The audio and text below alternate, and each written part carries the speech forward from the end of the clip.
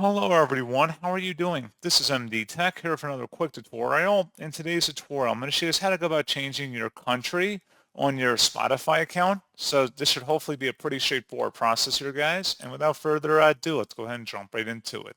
So all you have to do is select your user profile icon on the top left, and then go down and select Settings and Privacy, and then select Account, and then select underneath account details. Go ahead and select either your username or your email. Doesn't really matter, and give it a moment for the next screen to come up. And then where it says country or region, click on the drop down here and you can select a different country or region. So pretty straightforward process, guys. And as always, thank you for watching. I do hope that I was able to help you out, and I do look forward to catching you all in the next tutorial. Goodbye.